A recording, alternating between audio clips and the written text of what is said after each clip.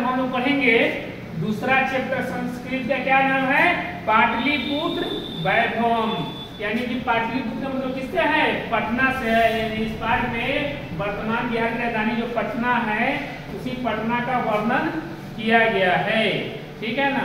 तो इसमें इस पाठ में बताया गया है कि पटना के जो है प्राचीन से लेकर अब तक के बारे में क्या किया गया है, चर्चा किया गया है कि पटना का जो है वेदों और पुराणों में नाम क्या था। तो पटना का वेदों एवं पुराणों में नाम क्या था, पुष्पपुर और कुसुमपुर। पटना का वेदों और पुराणों में नाम क्या था, पुष्पपुर या कुसुमपुर। पटना पूछे या पाटलिपुत्र पूछे कि पाटलिपुत्र का प्राचीन नाम क्या था, तो पुष्पपुर और कुसुमपुर। दूसरा कहेगा कि जब गौतम बुद्ध पटना आए थे, प्राचीन काल में क्या थे, गौतम बुद्ध पटना आए थे, तो उस समय पटना का नाम क्या था, तो पाटलीग्राम था। पटना का नाम क्या था, पाटलीग्राम था। जब गौतम बुद्ध पटना आए थे तो उन्होंने भविष्यवाणी किया था कि पटना में हमेशा आग, भय, कलह और बाढ़ की स्थिति बनी रहेगी, पटना में अशांति रहेगा, ऐसा उन्होंने भविष्यवाणी करके गए थे, ठीक है ना। तो उन्होंने कहा था कि पटना में हमेशा जो होकर भविष्यवाणी था कि हमेशा बाढ़, भय, कलह, अग्नि और अशांति की स्थिति पटना में बनी रहेगी। दूसरा हम लोग आगे बढ़ेंगे कि पटना जो पाटलिपुत्र का जो नाम जो है वह कहाँ से लिया है, तो पाटलिपुत्र की रचना के आधार पर क्या लिया है, पाटलिपुत्र नाम आया।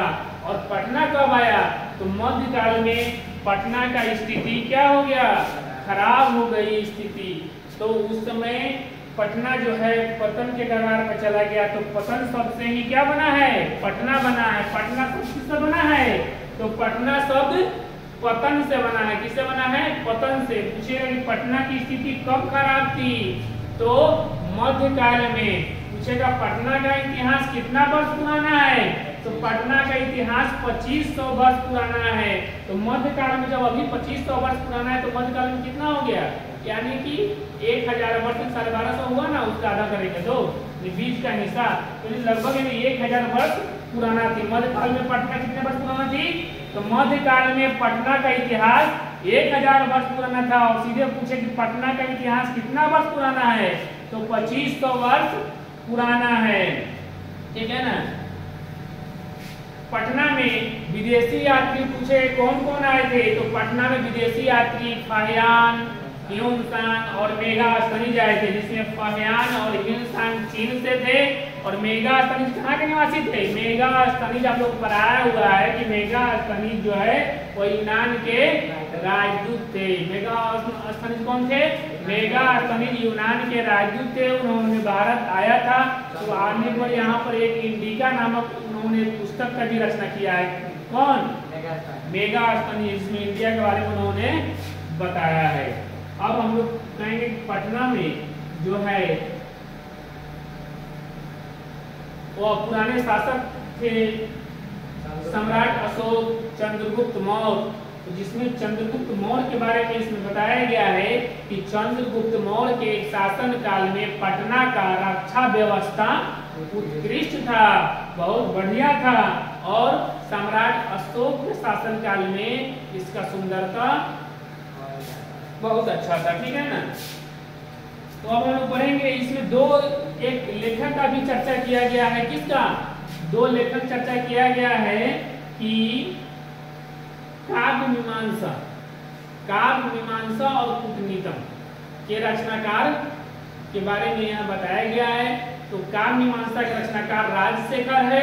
काव्य मीमांसा का रचनाकार कौन है, राजशेखर। काव्य मीमांसा का रचनाकार कौन है, राजशेखर। और कूटनीतम के दामोदर गुप्त। कूटनीतम का रचनाकार कौन है, दामोदर गुप्त। और काव्य मीमांसा के राजशेखर, ठीक है ना। पटना में सिख के 10वें गुरु गोविंद सिंह का जन्म स्थान भी है। पटना में किसका जन्म स्थान है, सिख के 10वें गुरु गोविंद सिंह का जन्म स्थान है।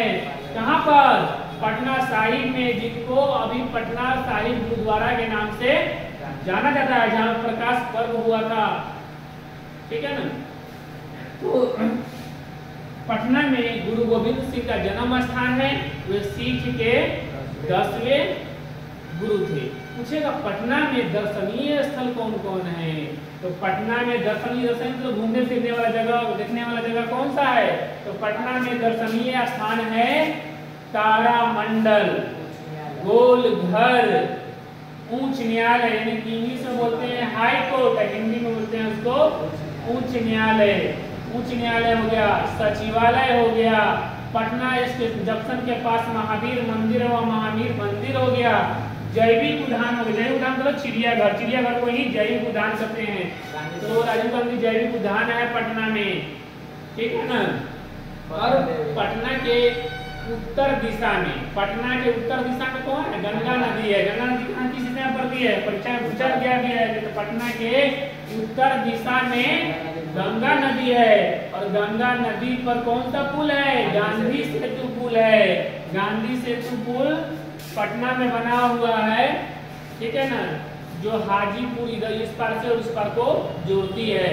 तो पूछेगा कि गंगा नदी पटना के किस दिशा में है? तो पटना के उत्तर दिशा में है गंगा नदी, ठीक है। तो हम लोग इस पाठ को पढ़ लिए। इसमें पटना के बारे में यही सब वर्णन किया गया है कि पटना जो है बिहार की राजधानी है। पटना में गौतम बुद्ध आए थे। पटना में मेगास्थनी फायाम जोनसांग आए थे। पटना में गुरु गोविंद सिंह का जन्म स्थान है, ठीक है ना। पटना में दर्शनीय स्थल जो है वह कई है। कौन कौन है? तारामंडल, गोलघर, सचिवालय, उच्च न्यायालय, महावीर मंदिर है। और एक चीज और हम लोग जो है भूल गए हैं, इसमें पूछेगा कि पटना की पालन देवी कौन है? तो पटना की सबसे पुरानी जो है और आदिकाल से ही देवी कौन है? पटन देवी। पटना में चर्चा या पाटलिपुत्र कहे देवी की चर्चा है कि कौन देवी है? पटन देवी। और एक चीज और उसमें हम लोग की एक और चीज है कौमुदी महोत्सव। तो पटना में जो है वह गुप्त शासन काल से ही, पूछे कब से? तो गुप्त का मतलब है चंद्रगुप्त मौर्य लोग का शासन काल से ही क्या है कौमुदी महोत्सव मनाया जाता है। कौमुदी महोत्सव पूछा क्वेश्चन में किस ऋतु मनाया जाता है? तो कौमुदी महोत्सव शरद ऋतु यानी ठंडा, जैसे कि कौमुदी महोत्सव का संबंध जो है किससे? दुर्गा पूजा से है। किससे है? दुर्गा पूजा के समय। दुर्गा पूजा से क्या होता है? ठंडा शुरू हो जाता है। तो कौमुदी महोत्सव जो है वो किस ऋतु में मनाया जाता है? तो कौमुदी महोत्सव जो है वह शरद ऋतु में मनाया जाता है। तो पाटलिपुत्र वैभव में इतना आप लोग याद कर लीजिएगा। आप लोगों के पास इसका नोट है, लिखा दिया गया है। तो इतना जो है आप लोग पढ़ लेंगे तो आपका पाटलिपुत्र वैभव चैप्टर क्या हो जाएगा? कंप्लीट हो जाएगा। तो आज की कक्षा में हम लोग इतना ही। धन्यवाद।